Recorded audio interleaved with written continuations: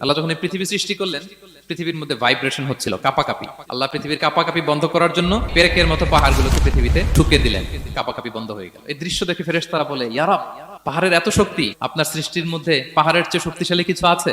আল্লাহ বললেন আছে। সেটা কি? আল্লাহ বললেন সেটা লোহা, কারণ লোহা দিয়ে পাহাড় কাটা যায়, ঠিক কিনা?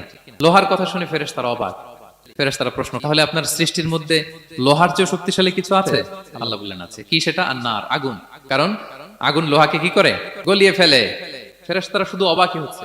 ফেরেশতারা বলে, আগুনের চেয়ে শক্তিশালী কিছু আছে? আল্লাহ বলে আছে, আলমা, পানি।